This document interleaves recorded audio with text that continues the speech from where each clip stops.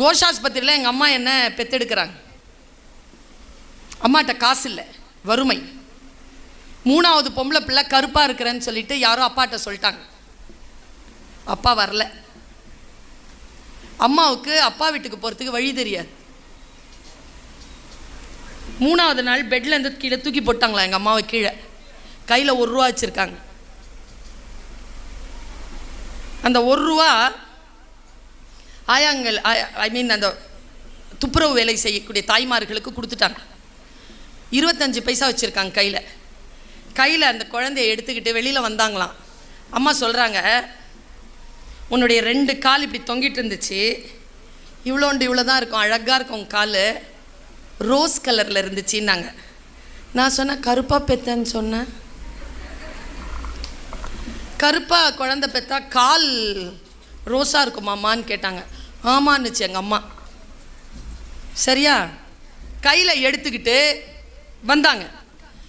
ரிக்ஷாக்காரங்கிட்ட கேட்டிருக்காங்க, என்னை பார்டர் தோட்டம் உள்ளே இருக்குது, அங்கே விட்டுடுங்க, எங்கள் மாமனார் வீடு அங்கே இருக்குன்னு. ரிக்ஷாக்கார் சொன்னாராம், 1 ரூபா ஆகும்னாராம். இங்கே பாரு, உள்ளே பெற்று 3 நாள், எனக்கு போக வழி தெரியாது, என் மாமனார் வீட்டில் விடுறியா இல்லையா? 15 பைசா பிள்ளைக்கு பால் வாங்க வேணும், 10 பைசா தான் தருவேன். அந்த ரிக்ஷாக்காரில் ஏறுமா அப்படின்னாராம். ஏறி உக்காந்து ஃபஸ்ட்டு பயணம் என்னுடையது. நான் போயிருக்கேன். எங்கள் அம்மா இதை சொல்லி எங்கே தெரியுமா நிறுத்துனாங்க? எனக்கு எப்போ தெரியுமா சொன்னாங்க? நான் ரொம்ப முதல்ல மலேசியாவுக்கு கிளம்புறேன். அந்த டைமில் காலில் செருப்பு போடுறேன், எங்கே ஏர்போர்ட் போகிறதுக்கு. அந்த ஸ்பாட்டில் சொல்லுது எங்கள் அம்மா இந்த கதையை. ஏம்மா இப்போ சொன்னீங்க நீங்கன்னு சொன்னீங்க?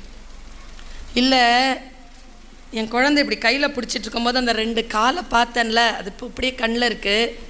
அந்த 2 கால் தான் இப்போது மலேசியா போகுது, ஃப்ளைட் ஏற போகுது சொன்னாங்களா?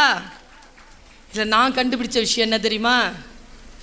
போகும்போது எங்கள் அம்மா சொன்னது, அங்கே எங்கேயாவது கடல் இருந்துச்சுன்னா கால் நினச்சிரு சுல்தானா.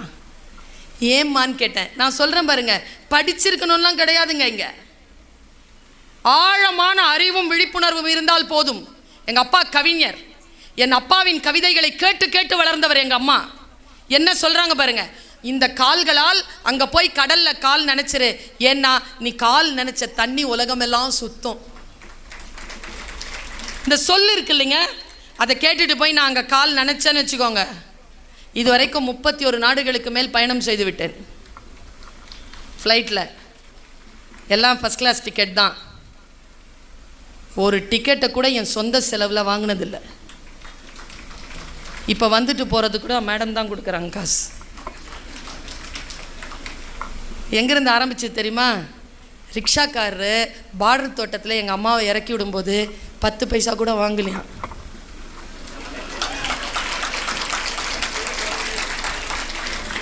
பத்து பைசா செலவு இல்லாமல் ஃபஸ்ட்டு தொடங்கின பயணம் இதோ இது வரைக்கும் சுற்றிக்கிட்டு இருக்கிறேன்னா ஒரே காரணம், கவனம்.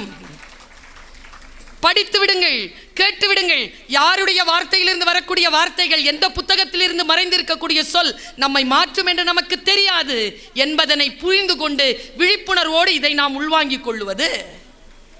வாழ்க்கை நமக்கு சில விஷயங்களை முன்னால் தூக்கி இப்படி போடும்.